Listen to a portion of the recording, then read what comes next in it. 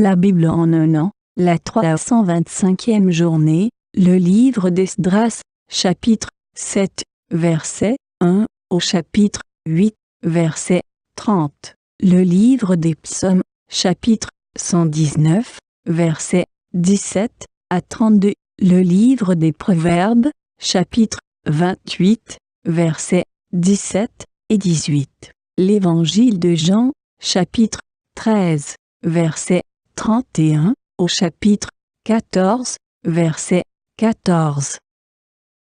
Esdras, chapitre 7.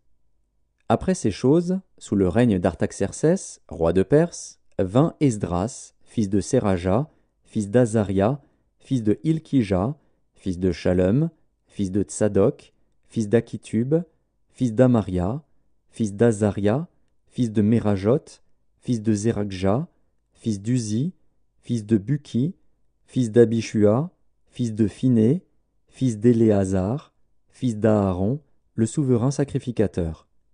Cet Esdras vint de Babylone. C'était un scribe versé dans la loi de Moïse, donnée par l'Éternel, le Dieu d'Israël. Et comme la main de l'Éternel, son Dieu, était sur lui, le roi lui accorda tout ce qu'il avait demandé.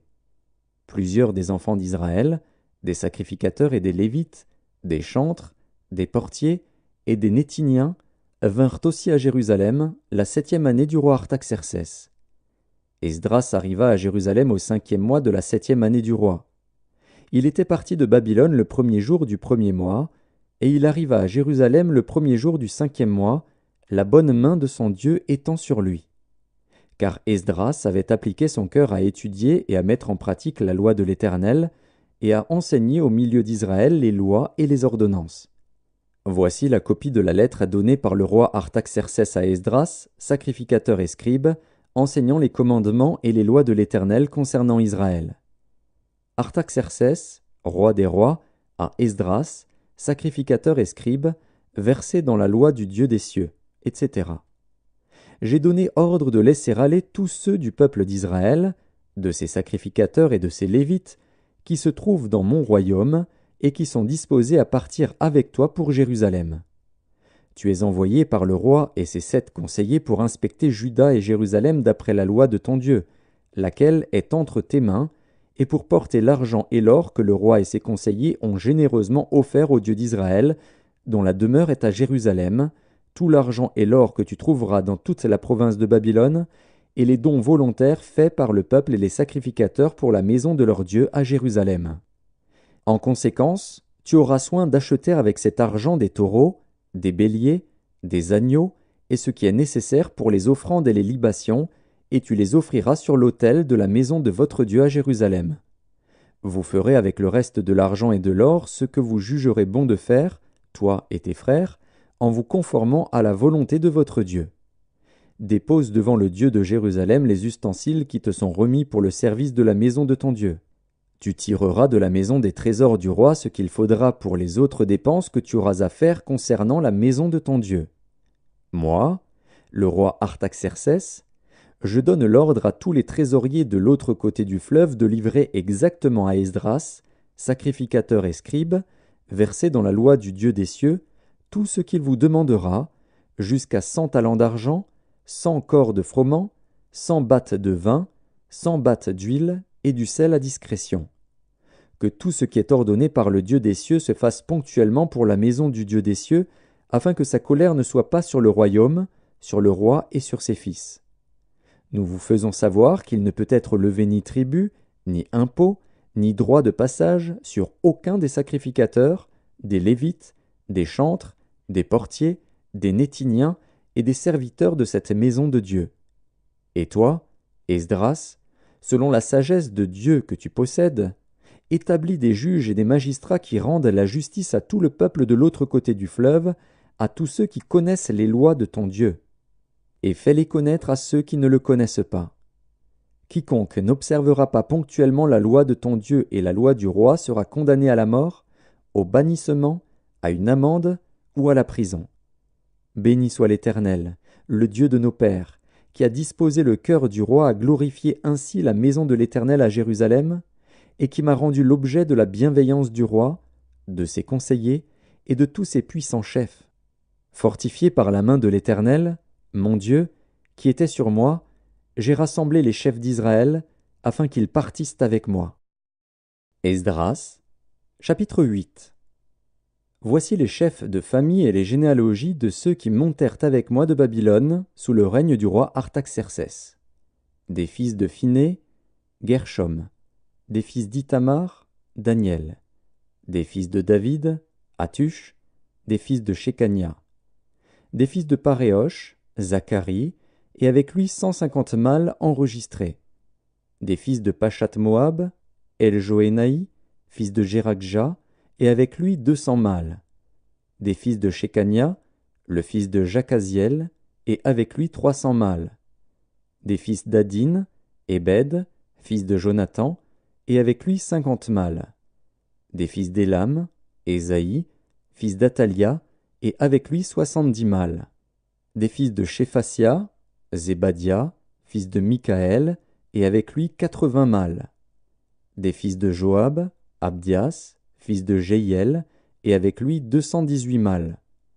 Des fils de Shélomis, le fils de Josiphia, et avec lui 160 mâles. Des fils de Bébaï, Zacharie, fils de Bébaï, et avec lui 28 mâles. Des fils d'Asgad, Jochanan, fils d'Akatan, et avec lui 110 mâles. Des fils d'Adonikam, les derniers, dont voici les noms, Éliphélet, Jéhiel et Shemaéja, et avec eux 60 mâles. Des fils de Bigvaï, Utaï et Zabud, et avec eux 70 mâles. Je les rassemblai près du fleuve qui coule vers Ahava, et nous campâmes là 3 jours. Je dirigeai mon attention sur le peuple et sur les sacrificateurs, et je ne trouvai là aucun des fils de Lévi. Alors je fis appeler les chefs Éliézer, Ariel, Shemaéja, Elnathan, Jarib, Elnathan, Nathan, Zacharie et Meshulam, et les docteurs Jojarib et Elnathan. Je les envoyai vers le chef Iddo, demeurant à Casifia, et je mis dans leur bouche ce qu'ils devaient dire à Iddo et à ses frères les Nétiniens qui étaient à Casifia, afin qu'ils nous amenassent des serviteurs pour la maison de notre Dieu. Et, comme la bonne main de notre Dieu était sur nous, ils nous amenèrent Chérébia, homme de sens, d'entre les fils de Machli, fils de Lévi, fils d'Israël, et avec lui ses fils et ses frères, au nombre de 18. Achabia, et avec lui Ésaïe, d'entre les fils de Mérari, ses frères et leurs fils, au nombre de 20. Et d'entre les Nétiniens, que David et les chefs avaient mis au service des Lévites, 220 Nétiniens, tous désignés par leur nom. Là, près du fleuve d'Ahava, je publiai un jeûne d'humiliation devant notre Dieu, afin d'implorer de lui un heureux voyage pour nous, pour nos enfants, et pour tout ce qui nous appartenait. J'aurais eu honte de demander au roi une escorte et des cavaliers pour nous protéger contre l'ennemi pendant la route, car nous avions dit au roi, « La main de notre Dieu est pour leur bien sur tous ceux qui le cherchent, mais sa force et sa colère sont sur tous ceux qui l'abandonnent. » C'est à cause de cela que nous jeûnâmes et que nous invoquâmes notre Dieu, et il nous exauça. Je choisis 12 chefs des sacrificateurs, Chérébia, Achabia, et 10 de leurs frères. Je pesai devant eux l'argent, l'or et les ustensiles, donnés en offrande pour la maison de notre Dieu par le roi, ses conseillers et ses chefs, et par tous ceux d'Israël qu'on avait trouvés. Je remis entre leurs mains 650 talents d'argent, des ustensiles d'argent pour 100 talents, 100 talents d'or, 20 coupes d'or valant 1000 darics, et 2 vases d'un bel airain poli, aussi précieux que l'or. Puis je leur dis, « Vous êtes consacrés à l'Éternel. Ces ustensiles sont des choses saintes, et cet argent et cet or sont une offrande volontaire à l'Éternel, le Dieu de vos pères. Soyez vigilants, et prenez cela sous votre garde, jusqu'à ce que vous le pesiez devant les chefs des sacrificateurs et les Lévites, et devant les chefs de famille d'Israël, à Jérusalem, dans les chambres de la maison de l'Éternel. » Et les sacrificateurs et les Lévites reçurent au poids l'argent, l'or et les ustensiles, pour les porter à Jérusalem, dans la maison de notre Dieu. Psaume 119. Fais du bien à ton serviteur pour que je vive et que j'observe ta parole. Ouvre mes yeux pour que je contemple les merveilles de ta loi. Je suis un étranger sur la terre, ne me cache pas tes commandements. Mon âme est brisée par le désir qui toujours la porte vers tes lois. Tu menaces les orgueilleux, ces maudits qui s'égarent loin de tes commandements. Décharge-moi de l'opprobre et du mépris, car j'observe tes préceptes. Des princes ont beau s'asseoir et parler contre moi, ton serviteur médite tes statuts. Tes préceptes font mes délices, ce sont mes conseillers. Mon âme est attachée à la poussière, rends-moi la vie selon ta parole. Je raconte mes voies et tu m'exauces, enseigne-moi tes statuts. Fais-moi comprendre la voie de tes ordonnances, et je méditerai sur tes merveilles. Mon âme pleure de chagrin, relève-moi selon ta parole. Éloigne de moi la voie du mensonge, et accorde-moi la grâce de suivre ta loi. Je choisis la voie de la vérité, je place tes lois sous mes yeux. Je m'attache à tes préceptes, Éternel, ne me rends point confus.